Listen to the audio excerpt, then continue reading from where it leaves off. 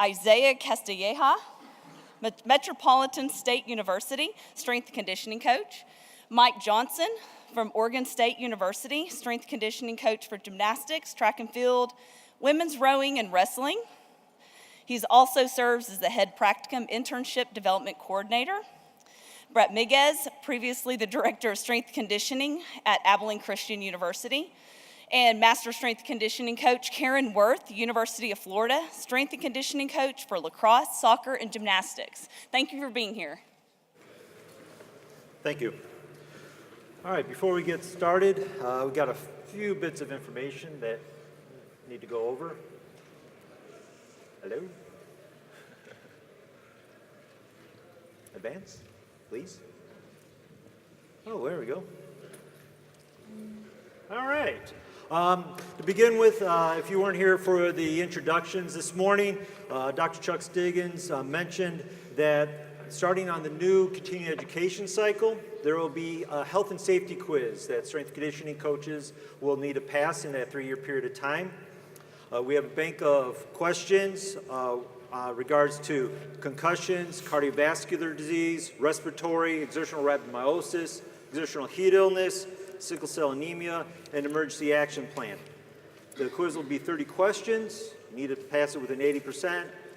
We'll also have a summation article available for you currently. Unless you want me to send like the 12, 15 articles related to it, I'll be happy to do it. Otherwise, we'll have one article you have to read. And you can take the quiz as many times as you need to pass it. So it's not like you have one shot. You can pass it, take as many times as needed. These questions: basic physiology of conditions, the signs, symptoms, some programming related information, the health ramifications, and the appropriate course of actions for the strength and conditioning coach. These questions have been reviewed by a group of master strength coaches, so it is for the coaches. Also, the educational material, like I mentioned, we have a summation paper coming out. Also, there's a NCAA current inter-association position statement that we encourage you all to read. Lastly, I'd like to point out that in the June issue of the Strength and Conditioning Journal, there is a joint position statement between the CSCCA and the NSCA about transitional athletes. It's related to the 50, 30, 20, and 10 principle. So make sure you print it out. If you don't have that article, it will be available online on the CSCCA website once it's published. Also, this afternoon at 4:25, Coach Decker, Coach Glass, and Coach Witherspoon will be have a discussion in room 3501, E and F, and they'll be discussing how this can be implemented in your program for transitional athletes. That's all I got on that. There we go. So, we already went through the introductions. This is, go ahead, I just want to test the mic. Claire Buckman from UCA. Isaiah Castilleja, MSU Denver Strength. Mike Johnson, Oregon State. Karen Worth, University of Florida. And Brett Miguez, Walker High School. Thanks. And I'm Dr. Waller from Arkansas Tech. So, we're going to begin with the first question.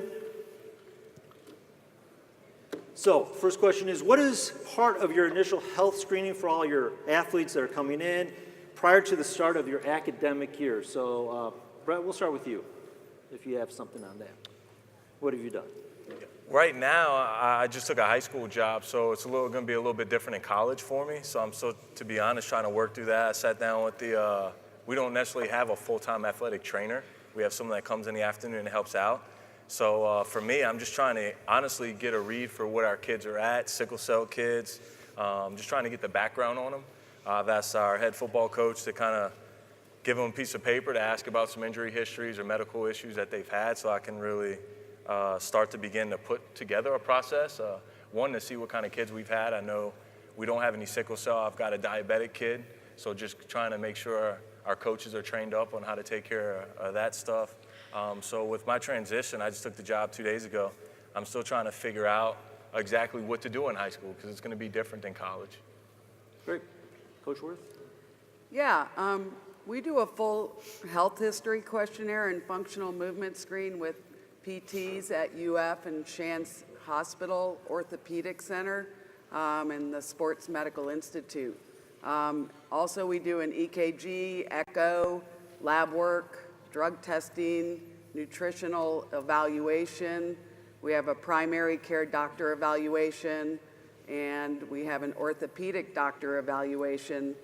We also do a concussion baseline testing with all the athletes and mental health screening questionnaire.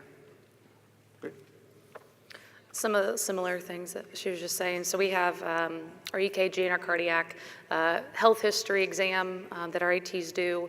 They go through the sickle cell trait, any kind of concussions that they previously had, and then baseline testing there. And yeah, all these ATs do this, but then it's making sure that I then know about that before I start training my kids, either in August or January when they get back to me, so that when I'm conditioning them or whatever, that I know those red flag athletes.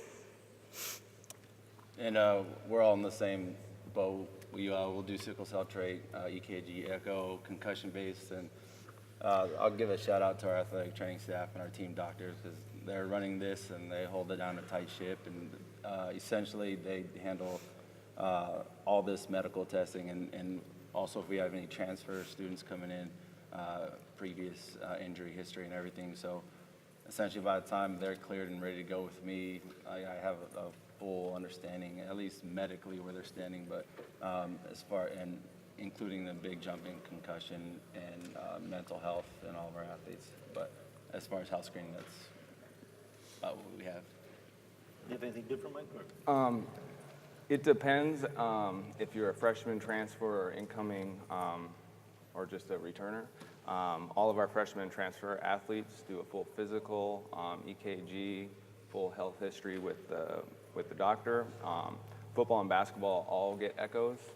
And then everyone does sickle cell trait, everyone does a concussion baseline test, health history evaluation, and vitals and cardiac questionnaire. This is just an open question, it wasn't on here, but if somebody does have a cardiovascular or they see something abnormal in one of those tests, are you notified immediately? How does that process work usually if there's something that comes up that's abnormal on those screening tests? What's the process? This is open to whoever wants to answer it. Well, for us, they just are held out until further evaluation, and then we go from there. Okay. So we have had a football player where something came back on his echo and just further evaluation was needed. Everything turned out to be okay, but he just missed a few workouts. Okay. And it's about the same for everybody else? That was the same for us at ACU. We had a kid who had an issue, and the trainers just really took care of it, so a lot of it was off our plates. Just making sure you trust them and when he's ready to go and following their procedures to get him back. Good, good. Kind of follow up with that question is, there's two parts to it, is how do you program, assess, and monitor your first-year athletes or your athletes who may be transferred in, and then also, is there any difference for your returning athletes between those first-year transfers versus those that have been there for 3-4 years? So I'll just open up. Who wants to start off with that? So I know typically for me, I always try to do a developmental 1 and 2 type of program. So, and we've always separated incoming freshmen. Typically when I worked with football, we've always had freshmen at a different time. One, because obviously there's a lot more teaching to go to. And then also just trying to get the kids introduced to the weight room terminology, what the program looks like, stuff like that. But the problem I ran into being in Texas and worked with Lindsay who's out here, we had our freshmen in the afternoon running and it was the hottest part of the day. So that actually became an issue because our freshmen weren't getting the type of conditioning that our older kids were getting in the morning when it was cooler. So we were trying to figure a way to not necessarily have the freshmen with our older guys. So, but it didn't work out that first year. So we were still trying to figure ways to improve that. But I've always had freshmen separate. They never come with the rest of the group until the end of that first season. At least they're a little more mature. They have the fundamentals that you're looking for. And that would be the same for our transfer. They're kind of on a developmental program until they can prove themselves. Because every transfer says they can do something. They try to show you highlight films or whatever, and it's until you see it, I mean, for us, we always have a Block 0 program that all of our athletes, whether returning or they knew they're always going to be coming in. And it's essentially we just start everybody on body weight and get the squat, hinge, push, pull. And even with returners, it's a good refresher for them to come in and, just get the fundamentals again. And then for the either transfers or the freshmen, we typically will be able to look at them and see, whether or not if they had a strength and conditioning coach in the past where, they were competent in all their movements. And we progress them based on their proficiency. So if our returner comes in and there's zero problems with how they move, within the week, we get them back on their regular program. Or if, they're freshmen or transfer, what we'll do is typically just work with them, and maybe they've had a really good strength coach in high school, so we'll both progress them accordingly. But the biggest thing is what Coach Miguez is saying about the heat. We have heat, but you guys have humidity. Like most places have humidity, we don't have humidity. So like when we come out here, it's hard to breathe out here. But overall, we have elevation. So our school, we're at 5,280 feet. So we have a lot of kids coming in from sea level.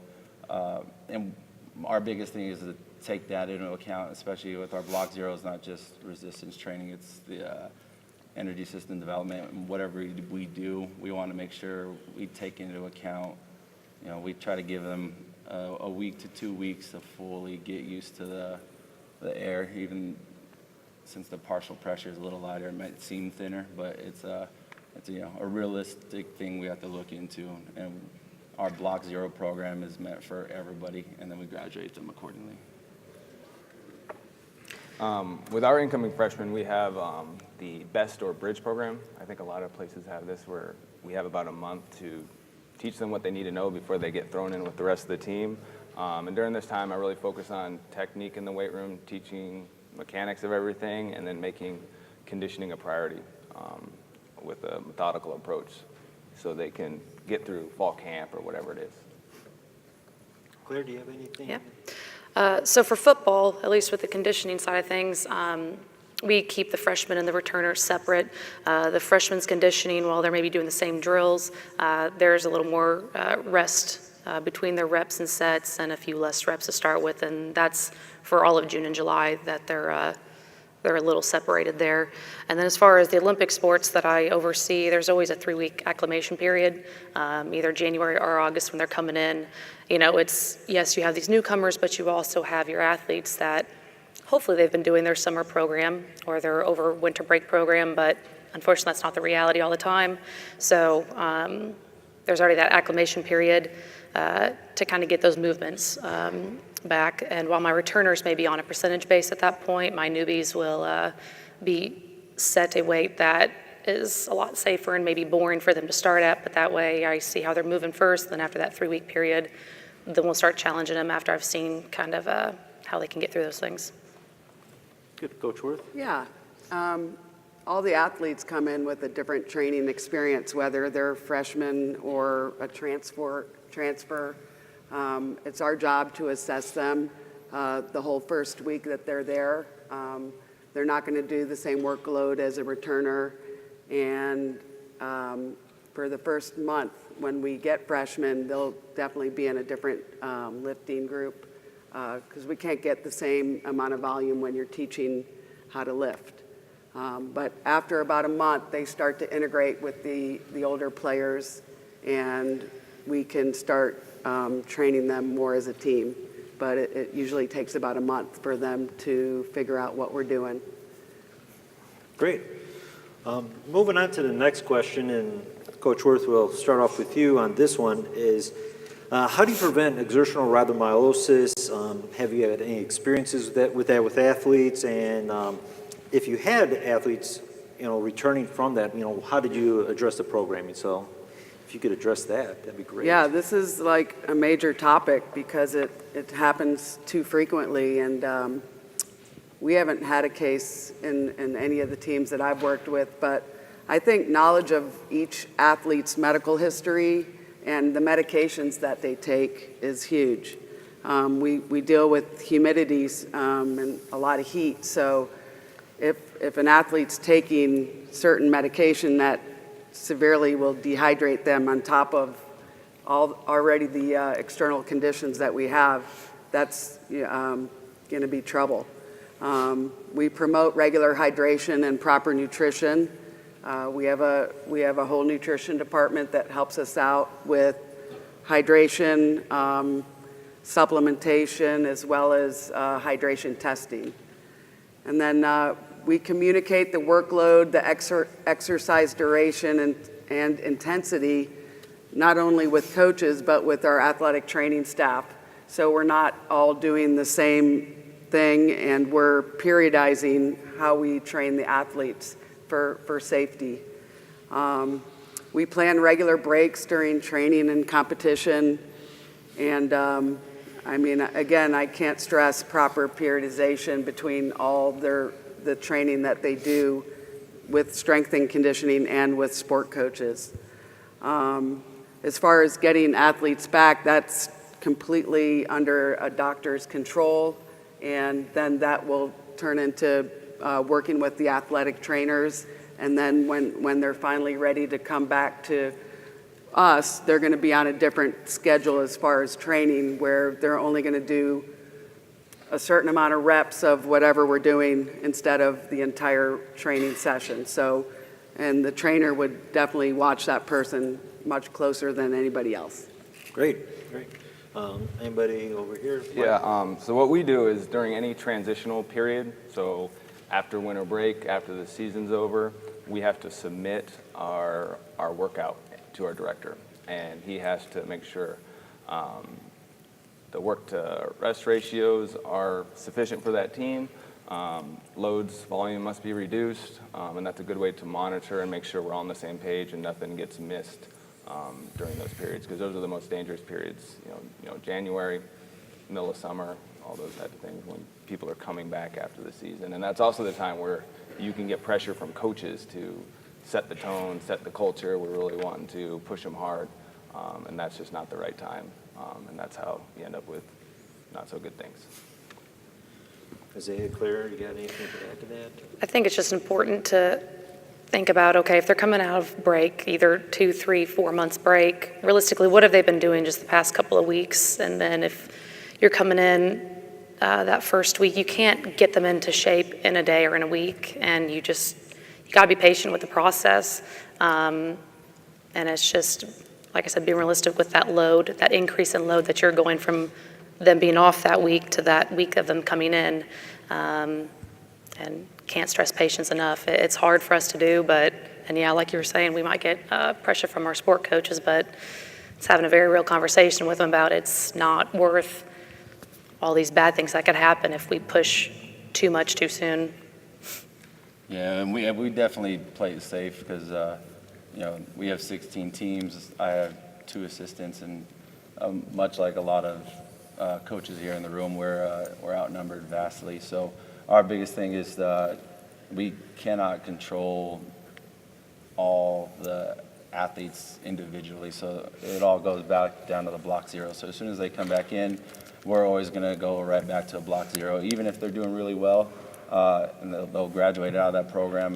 But we will rather take the time to slow cook it and play it safe within the first couple weeks of, much like all the coaches after season, after winter breaks, or after summer breaks. We want to make sure when they're coming back up, we do our best to, get them ready for what would potentially be, the season that they're going into. And then also, we have a really healthy understanding with our sports coaches, because, a lot of the pressures that we're seeing as strength coaches are coming directly from our sports coaches. So even if it is helping our sports coaches understand acclimation periods, and then, saying, hey, why don't we push off the conditioning test a little bit, because whether they're in shape or they're not in shape, having them come back 1 week and going right into a shuttle or any other ladders is, they're gonna feel it. So we want to make sure they understand, we can still find out if they're in shape within a couple weeks versus immediately when they get back, and some of the consequences that we can do. But our biggest thing is and making sure we're on the same page with the sports medicine staff, and then making sure we take the first couple weeks to make sure we get the fundamentals down, and then we go from there.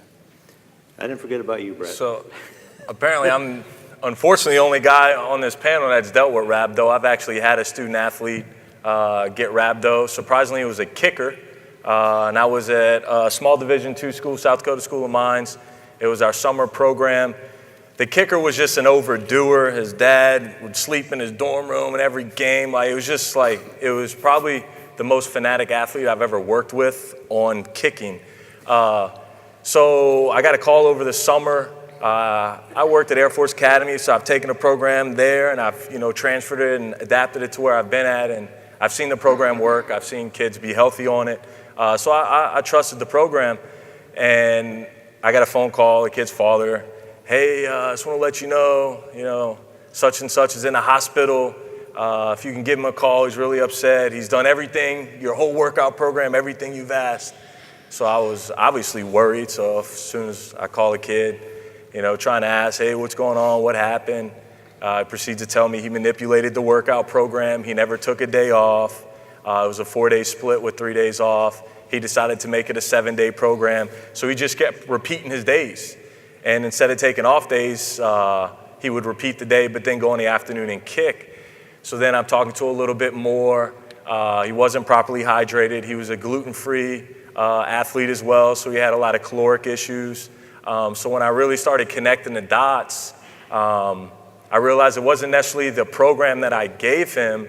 It could have been the education that I did not give him on how to follow the program and what would happen after. But it just took a lot of education from that point after, speaking with his father, and his parents loved me, never once accused me specifically. But we're able to kind of create a plan to get him to understand if you're going to have some alcohol and in the summer you're going to go party, it's probably not good to spend the whole next 2 weeks training without hydrating. Or if you're on a gluten diet, let's make sure we're getting proper calories before you're going to train. I left the school. The next year I got another phone call from his father. Same thing happened to him, right? So it wasn't necessarily a training program. I think a lot of it comes to the education. Kids want to play, especially at certain spots. If it's football specifically, your spot could be taken if you're not working hard enough or certain things. So kids are going to push it. So it's just educating kids that sometimes too much is too much. And I mean, that kid was out for like 2 months in the hospital. Those things, like, he couldn't do anything. And that was harder for him because he was a go-getter. So now he's laid up in a hospital, couldn't do much. So it was just, I found the education part to it. And then, like we talked about, understanding medical issues that your kids may have, if they're on medication, if they're on a specific diet. I've had kids, I'm getting ready for spring break, so they're not proper caloric intake. So what I've done is, for my high volume stuff, I always give it over winter break. I like German volume training. You can believe it or not, you like it or not, but I do. But I only give it over the winter break because my kids are home. They're going to have longer time to finish the workout. They're going to probably eat home-cooked meals, so I know they're getting better calories than what they would. They're sleeping more because there's no academic stress involved. So that's really the only time now in any program for football that I give a large volume. And it's during that time of the year because I know I can check those other dots off. Now, I'm not necessarily seeing the kids complete it, so I don't think kids are going to do more than 10 sets of 10, because once you get to that last set, you're probably not going to do the 11th, but at least I've also prescribed percentages, so I know it's a lower percentage, so they're not, maxing out and really getting max effort, 10 sets of 10, and someone spotting them every rep. So between the volume and programming in the winter break and educating my kids on nutrition and hydration, I mean, I've worked at places where trainers don't come out in the summer, and you're the guy bringing the water. I've had it where, we're filling up the Gatorade jugs, bringing it out. We put water bottles in the weight room, trying to do anything we can. I think you're at a better advantage when you have a big staff. For example, we had a running this past spring, and I had some staff members out there doing the run for me, but when kids were feeling uneasy, we had a coach that was able to pull them to the side and comfort them and not say, because when I'm by myself, if you can't do it, hey man, I need you to get to the side, we got to keep going. So you're pushing a kid out of a drill, and now they're faced with the decision, what are my teammates going to think if I don't finish? Should I get back in or should I stay out? So having a larger staff allows you to at least pull some kids to the side. I had a kid who was hyperventilating, comforting him, working on his breathing, those type of things. And, he wasn't an outcast from his team. He just couldn't finish that at that day. So I think having a staff, educating your kids, and picking when you're going to give a large volume of stuff really helped me out. Great.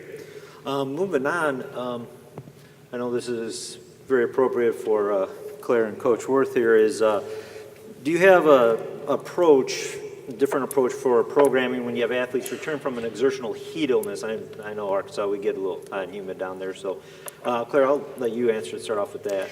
So thankfully, I've not actually dealt with somebody coming back from heat stroke or anything like that. Maybe heat cramps, getting slightly into that heat exhaustion phase, but that's about as bad as it's gotten, because for all of our football conditioning sessions, we always have our ATs out there. So as far as them coming back into it, looking at once they're cleared from the athletic training staff, and that's a day-to-day conversation that we need to be having with them once they do get back in with us. But just getting through the dynamic warm-up, sometimes that in itself would take over 20, almost 30 minutes. So seeing if they can even handle that, and seeing how they do in that first week, and then going from there, depending on how long they're out. This is all dependent upon how long that they had to be out because of that heat illness. If it's only a week or two, that's one thing. But if it was month and a half, 2 months, now we're getting into, we've really got to look at how long they've been sedentary, and got to start building that back up. And not only looking at, okay, what, like yardage wise, what were we doing before with our, when we started with the entire team, but looking at that work to rest ratio, they got to have more rest, probably not start with quite as many reps. And so it's really slowing down that process to get them back up to the workload that the team's at. Coach Worth, I'll let you, since Yeah. you're down in Florida, so. Well, returning from exertional heat illness is very tricky because, first of all, you have to be given clearance from the medical staff. That's number one. And then they need to be monitored regularly every day when they come to practice or workouts, and they're not going to do the same amount of load. And so using tools like Catapult GPS or Polar Heart Rate, we can make sure that they're not doing as much as everybody else, but they're doing what's right for them. Really taking it down to an individual performance for that person, because they still need to get better every day. And, they're going to be monitored.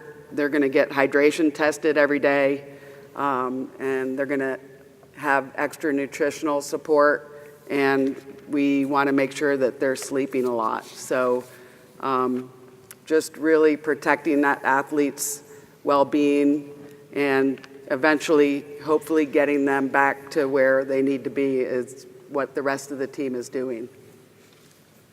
Go ahead, Mike. Well, of course, everything would be controlled by a physician when they come back, and it would have to be a very slow progression. And the big thing you need to think about is the actual sport. Is it indoor, outdoor? That may depend on their activity levels at practice. Football would be much different than a gymnast as far as, being in the heat and how much they're actually moving around during a practice. So that'd be something to add in. Isaiah, you got anything? Yeah, like everybody else, once they're cleared from the medical staff, we don't have a terrible amount of heat-related illness, just because it's, like I said, our biggest thing would be dehydration. When you get to altitude, like if I took away half of your guys' air right now, you guys would start, your respiratory rate would increase, and then you also dehydrate because you're releasing a little bit more water vapor. So it's a real thing when we get the athletes coming up, and mostly comes down to, like me and my assistants talking with the head coaches, making sure they have adequate water breaks, and then also just making sure we do have RDs that come and help us out. So a lot of education on, we can't do full urine analysis, but we can be like, hey, what color is your pee? Make sure you keep it clear. Keep them educated on the process of staying hydrated, staying fueled throughout their training camps or where their team camps, because in the fall when we see our warmer temperatures, we'll have 5 or 6 teams going into season, and there'll be the 3 of us just making sure we continue to harp on it. But as far as heat-related illness, luckily, we don't see that too often. Kurt, you got anything? I haven't dealt with that, but I'd be lying if I said I'm not concerned moving to a high school level in Louisiana, where it is going to be hot and humid. From what I gathered in a little bit of a week, there's not a lot of regulation in high school. So my head football coach told me, yeah, we had a baseball kid come out, and the first day he tore his ACL. First day he put pads on. I'm like thinking in my head, well, why did we have him put pads on? He's never even been there for the spring. And then I've seen him do a run session, and there was really no rhyme or reason. They were just making kids run and run and run and sprint. And this one kid's like, I don't feel good. And they're like, yeah, well, you probably didn't eat. Get back on the line and keep running. I'm trying to tell a coach, like, yeah, they served corn dogs for lunch. Like, he probably didn't eat that. We probably shouldn't make him run again. So I think I'm going to have a lot of concern on this with the location in West Texas. It was hot, but it wasn't humid. And then South Dakota and Colorado, it wasn't really a big deal. So I think it will be a huge concern of mine, not having a medical staff on hand all the time, having football coaches at a high school level, that there's not a lot of guidance or regulation. So it's going to come to me standing on my, standing up to them. So we'll see how that goes. All right, great. The next question is, what precautions do you take when conditioning in an extreme outside environment? And this can be high wet bulb. I know in the Army, basic training, we always had, wet bulb got too high, stop training. And also the follow-up is, who monitors those conditions? So Isaiah, I'll start with you since you're at a high altitude, and that's an extreme environment. So Yeah, definitely. As far as who monitors, it's always our athletic training staff, because they're the ones that have to be there every practice and everything. So they're monitoring the heat and essentially all the environmental stuff. And how I go about helping them out is, like I said, we're going back to education. We educate the athlete how to take care of themselves. We also educate the coaches, like what to look for when you're running your conditioning or extra running after practice, when maybe a trained strength and conditioning coach or an athletic trainer are either busy or not present for everything that they have to do, like the extra running. So we do our best to educate them, educate the athletes, and then we do have to teach some of the kids, wear proper clothing, make sure you're wearing something that wicks moisture, along with staying hydrated, and just reinforcing everything that we've said. And as far as conditioning, it's a real threat when we have, and we'll probably go back into this a little later, but with athletes with the sickle cell trait or with heart condition that we know are coming up to altitude. We typically identify those individuals ahead of time, and then we will see if they can come in a little earlier. When they get here, we give them as much time as possible to acclimate, and our medical staff does a very good job monitoring all their vitals and everything that they need to do. And then, with the other athletes, we do have some local kids, so they don't have an excuse, or if they've been here over the summer, they don't have an excuse. But everybody else, we're just doing our best to make sure they understand there's 1 to 2 week leveling of when we're all coming up into altitude. And I know we have even a couple of strength coaches here from our conference, but we do have a school called Adams State University and Western University. We're at 5,280 feet. They're at 7,700 some odd feet. So we're even trying to prepare our athletes to even go even higher up in elevation and compete at that level. So everything we do is based off the fact that we're at elevation, and we're trying to make sure we maintain adequate time to recover for all of our athletes until it's we're in season, and we got to go up and compete at even higher levels. Claire, you got anything?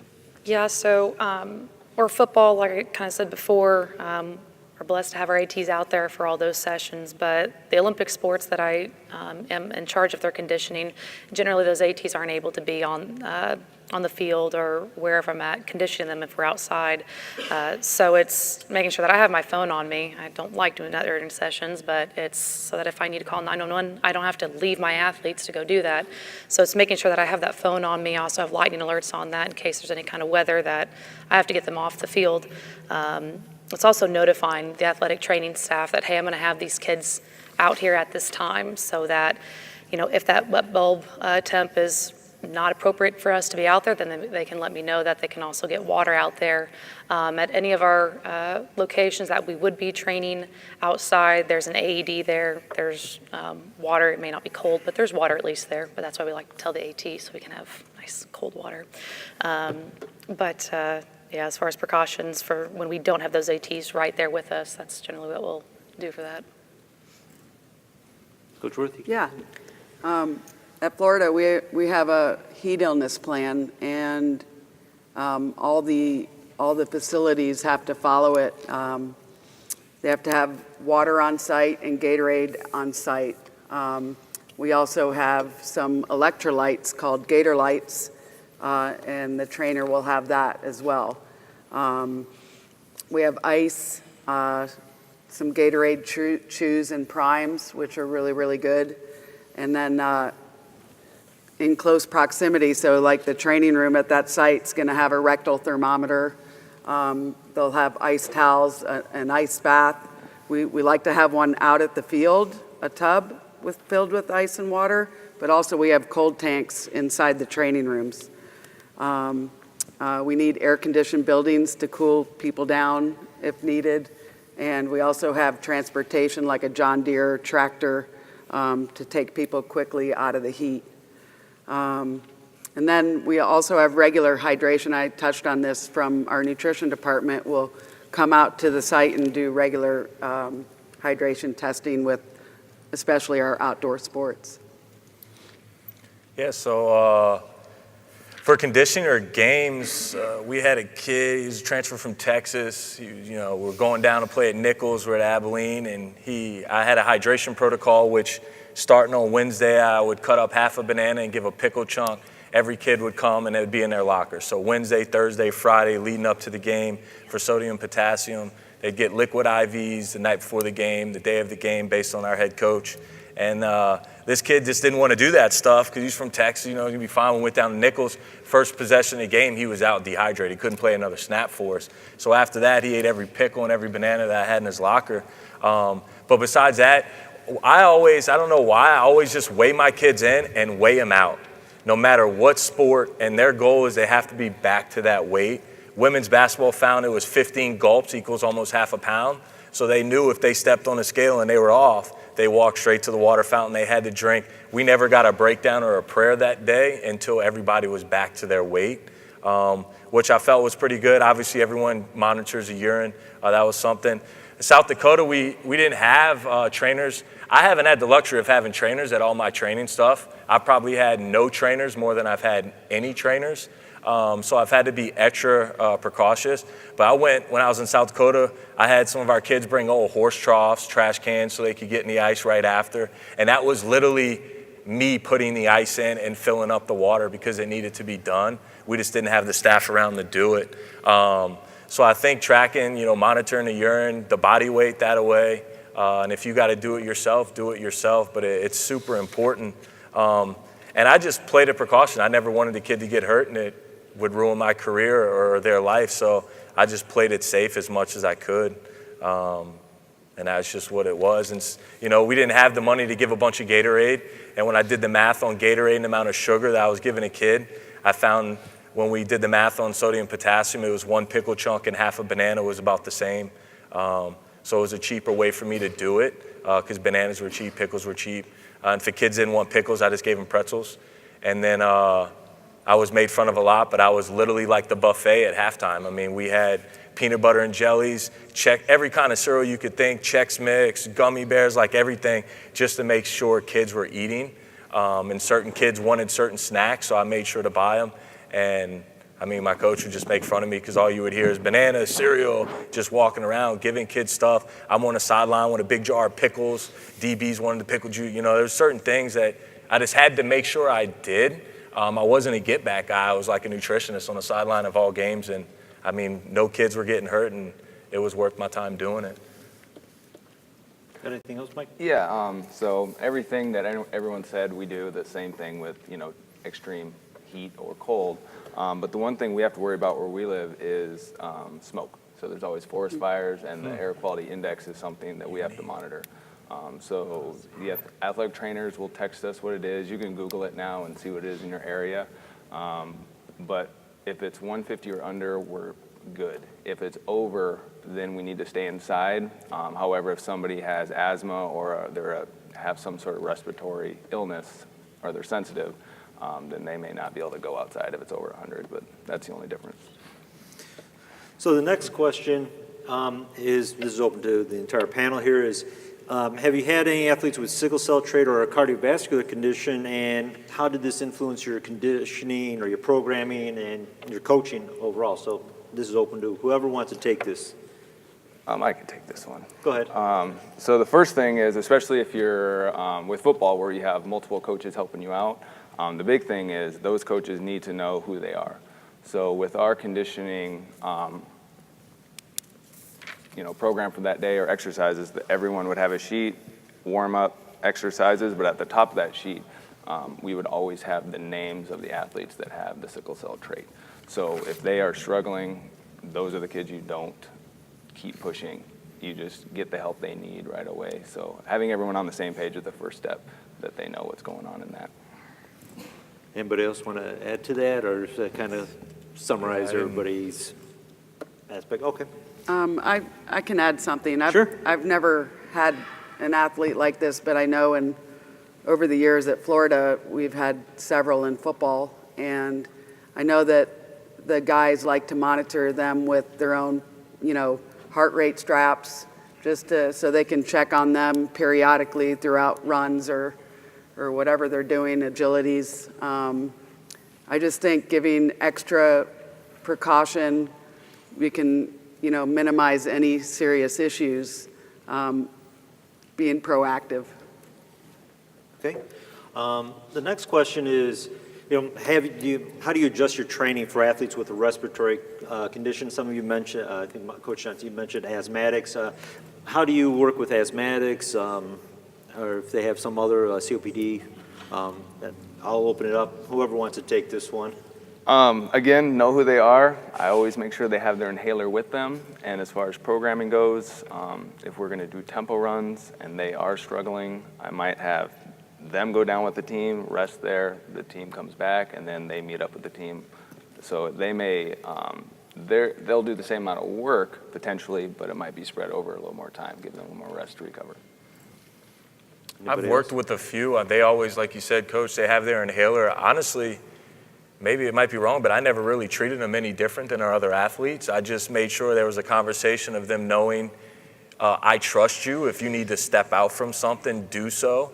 You don't have to ask my permission. Like, let's make sure that happens. And when you're ready to get back in the drill, I'm going to trust you on that. I think it comes to some maturity level of your student athletes too. But, I mean, I've dealt with 3 or 4, and none of my kids, have really complained or asked for anything different. So I tried to treat them as much as the same as the rest of the team as I could.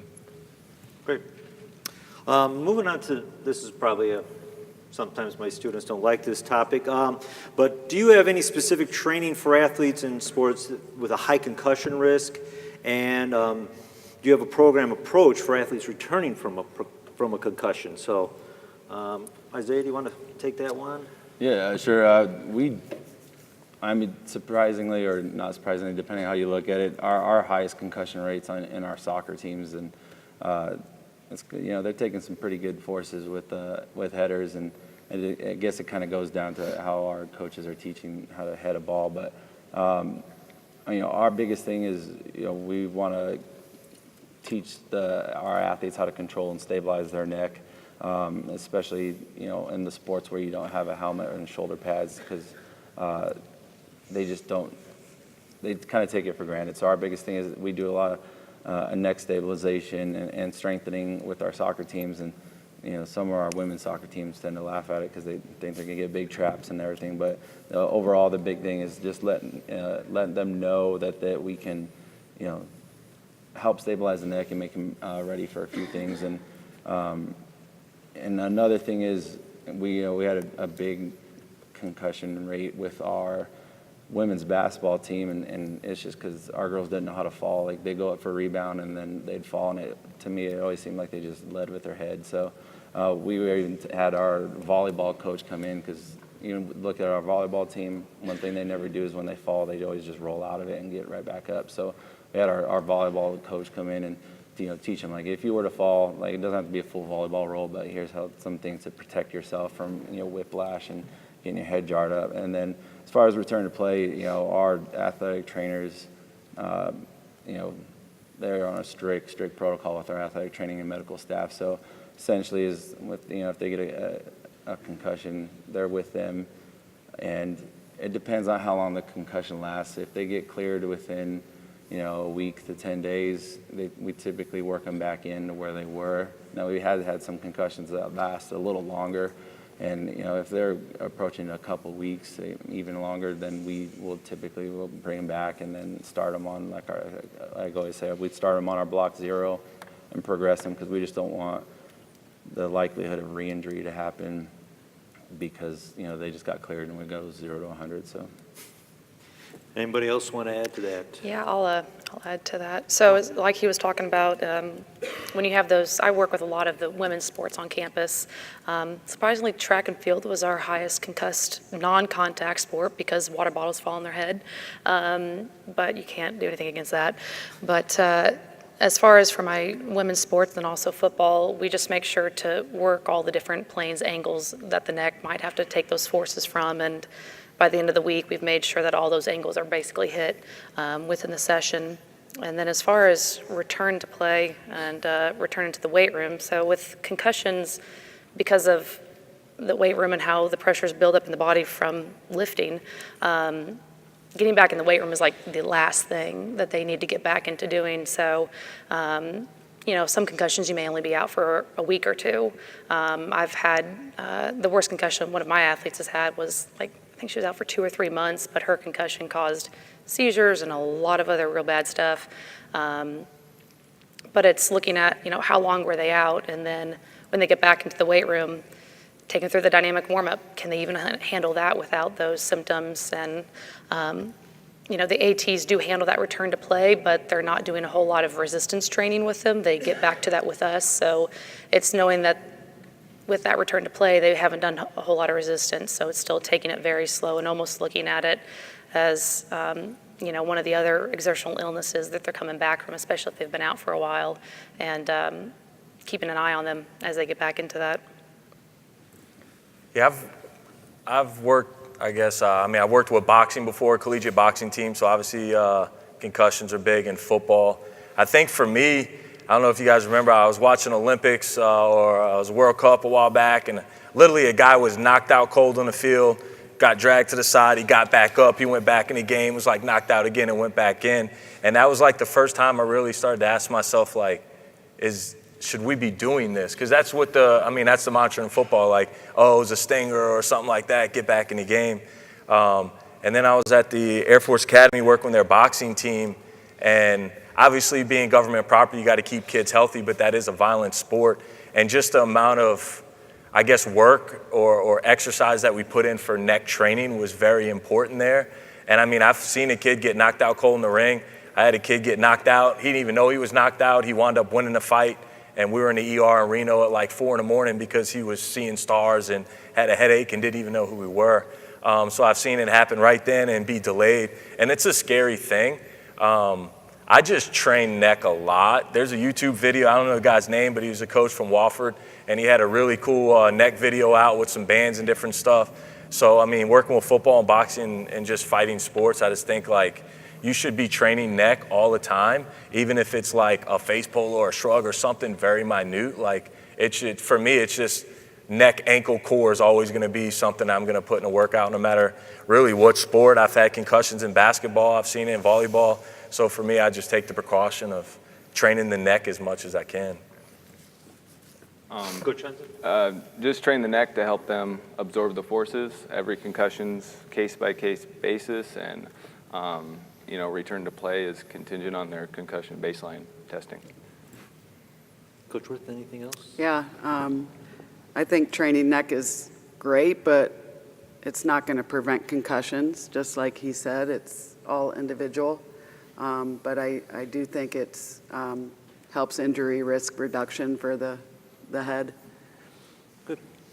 The next question, for those of you who are former wrestlers, how do you monitor an athlete's safety in sports where the sport coaches have, the sport is a weight class, like in wrestling, or sport coaches that have set body weight ranges or requirements? So I'm sure there's some sports where the coach is like, I want the athletes to weigh X amount, nothing above it. So I don't know who wants it. I have wrestling as one of my teams, and before the practices start in the fall, each kid has to get certified for the weight class. So they have to weigh in, and they also have to do a hydration test to make sure they are hydrated at this weight, and there's a range that they can go up or down in to make sure they're not dangerously dehydrated for their weight class. Anybody else? When I worked college boxing, I mean, it's different if you're a boxing fan. It's different in professional. When you're at a regional and national fight, you weigh in every morning. So, yeah, like our boxers would show up, they'd meet the weight, but it doesn't mean that now they can go eat and hydrate to this capacity, because the next morning, if they win, they got to be back at that same weight. So for me, I just told our kids we want to be within 3 to 5 pounds of what your weight class is, no matter what, all year round, because it was going to be tough to find a safe way for me to have them lose that off. I mean, we had kids not make weights, always jump rope a little bit. I've cut a kid's hair, so we didn't have to do more. I saw that recently, I think, with Sean Porter too. But like just keeping the kids safe, I think, throughout the whole year, instead of trying to say, we got your fight's up or your match is up and we're going to cut all this weight, because it's the gaining the weight back and the strength that you might have lost or the health issues that are coming after the fact. So that was the biggest thing for us, making sure you were at the weight. You know, you weren't trying to move up a weight class. Like, this was going to be what your commitment was, and that's where we heavy slotted in. We had a kid who was 112 pounds. He had to maintain 112 pounds. And then, like, literally the first thing he wanted after nationals was a piece of cheesecake. So it's like we had waiting in his room. But it was just so funny because, like, he couldn't eat all week. I mean, he just couldn't. So, anybody, Coach Worthy, gymnastics or? No, we don't weigh the players in, but we utilize the scale for hydration purposes. And I don't know if any of the indoor sports do it, but I know with the outdoor sports, we utilize that in like heavy periods of conditioning, like preseasons. They'll do weigh-ins and weigh-outs. Anything else over? I think it's important to make sure you talk nutrition with them. I mean, no, most of us are not dietitians, but we do have a background in some nutrition. And who knows what the sport coach has said to them of how they either need to lose or gain weight. I don't have any teams that have weight requirements, but I have sport coaches that will require the kids to lose or gain weight. And when mainly working with female athletes, sometimes they don't want to go about it the most healthy way. So, you know, I see them consistently enough that I need to not just assume that they've been given that information, and I need to sit down with them and go over some healthy goals there that then I can keep up with, either weight loss or weight gain. And then, you know, if the coach is saying, oh, they need extra workouts, grind them into the ground, I'm like, okay, well, let's take a look at this and be a little more smart about this, because if they're still practicing, well, we can't get them a lot more workouts to try to lose all this weight in like a month or less, because that's just, the kid's going to be useless. So sometimes having that conversation with the coach, it may not go over very well, but you know, at that point it's like, yeah, okay, I'll give them this extra workout, but it's not grind them into the ground. But the sport coach gets what they think they wanted, and you're doing it safely. So. Yeah, I mean, same thing. We don't have any weight sports with weight classes, but you know, we do have a couple coaches that are worried about how their athlete looks, and I think it just comes down to educating the coach, like, hey, she played all 5 sets for you, and there was no decrease in performance. So maybe it doesn't matter what they look like if they're playing at a high level and they're there for you. Maybe you should focus on that. it was a little bit more tactful. But I think another big thing is just with weight was athletes coming back from long injury, or if we have a torn ACL and the athlete didn't really decrease their caloric intake and they put on some weight. We luckily have a good RD staff, and then I'll work with the RDs and we'll come up with a plan for the athlete, because we don't want to put too much extra weight on the athlete, and they have a good way of tactfully saying that and coming up with a nutrition plan for them. And then like other coaches said on here before, if we do have coaches that want an extra conditioning plan, is a kind of good thing for me, because at least I could say I can kind of control that, and we can monitor it and progress the athlete accordingly, versus just making the athlete run extra after practice, which we can see some problems with. Well, ironically, Claire and Isaiah, you kind of led into the next question is, do you have any nutritional or post-recovery modalities that you use for your athletes after a strength conditioning session to, reduce dehydration or other at-risk conditions? We already heard about pickles and bananas and checks and Giving gummy celery bears. out. I call them water sticks. I just ask our players what they like to eat, if it was different type of vegetables or something, so it wasn't always having to be water. So we pushed water sticks of celery and peanut butter a lot. Women's basketball loved that. So I tried to get veggies and fruits where I knew they were going to get some water, so it wasn't only, hey, sit by the water fountain and drink. So they had other options to get the fluids. Great, Coach Worth. Yeah. So when they finish lifting weights, we have a Gatorade fuel bar in the weight room. The nutrition staff can make individual shakes for people that need to gain weight or lose weight or maintain. We also have beet juice and cherry juice for some antioxidants. We have different kind of snacks and food items. I mean, there's so much nowadays that athletes shouldn't go without having a post-workout meal or recovery supplement. And then education through nutrition staff and strength coaches, just the educating the athlete is huge, to make sure that they're eating their regular meals throughout the day. Great. Anybody else over here on this side want to add to that? Yeah, so we do have, milk protein shakes and different granola bars, protein bars, just fuel for after sessions. And in some of our cases, I'll have a kid come in for a 5 o'clock in the afternoon lift, and they've just practiced beforehand, and they haven't eaten anything all day. And they end up almost passing out on me, and I'm like, the heck? But at least at that point, it's like, okay, well, someone run over, get an AT, and then we're able to get food in them immediately. And then also for my early morning groups, we have a lot of draggers at that point in the morning anyway, but when somebody's coming in and looking even a little more down than normal, and they haven't eaten in God only knows how long, it's like, okay, well, get something now. So it's a great tool for those cases I've found. We have a nutrition section with 3 fridges. We also have a granola bar station that they can come anytime. 2 of the fridges are filled with different Gatorade protein shakes, different chocolate milks or strawberry milk. That's what you like. The other fridge is for protein shakes. And I could be wrong, but I think all the football players get protein shakes that are blended up, made by our nutrition staff. And I think the baseball players get shakes in the shaker bottles. And then our weight gain athletes for whatever sports, if the nutritionist thinks they need extra calories, then their shakes. So we have a fridge dedicated to the shakes.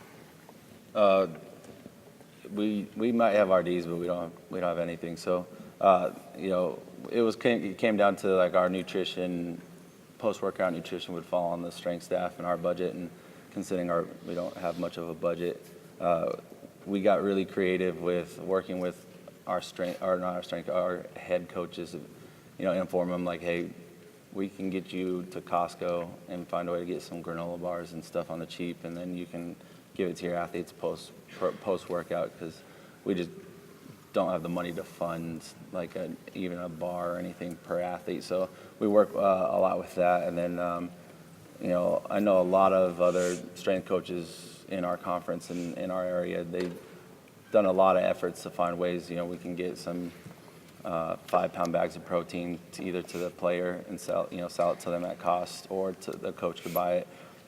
Working out deals with local dairy farmers, if we can get, a carton of milk for a dime, and hopefully, get it to our athletes for it. But, our biggest thing is, educating the coaches enough to, sacrifice some of their own budget to get our athletes the necessary requirements, and then the strength staff just being really creative on how we go about finding cost-effective ways to get our athletes options. Great. The last question that I have for the panel here is, what is your emergency action plan for the weight room, for the court, outside training areas? Also, how do you collaborate or communicate with the athletic training staff? How are they involved with this process? So if you could please share with, your emergency action plans that you have at your institutions. Go ahead. So what we have is we basically have this document outside the weight room or by the offices, and it's laminated with all the directions of what we need to do. So we need to be familiar with that. But the big thing is have our cell phone on us, know where the AED is, and then if we do need to call for EMS, somebody has to find them to take them to the scene, wherever the athlete is. So it's pretty much same as coach. I'm actually in the process of trying to create one for the high school level because I don't really know where any of the buildings or stuff's at or stuff. So I'm in the process of creating, but it's pretty much exactly what coach said, making sure your AD is around, making sure you're telling someone to call 911, and making sure they can find you, giving a good description on location. Yeah, we have a description at each location as well. A licensed athletic trainer at every conditioning session and in the weight room. Cell phone, landline, and AEDs at each location. Emergency kit, IV fluids. We have doctor's offices in the main areas. The roles of each individual is important. So you're not all doing the same thing, but each person has their role of communicating directions and EMS, and then venue directions for them to get to where they need to go. So I think it's important to rehearse this with your staff and the athletic training staff.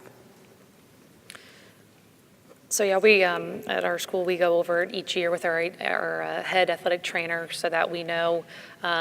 Mainly we'd only train in like 2 or 3 spots on campus, but we make sure that, like the address at those couple of locations, that if we just go ahead and know, then if we ever have to call 911 or if we call the campus police, then obviously they'll know exactly where we're at. But knowing those just so we can rattle that off.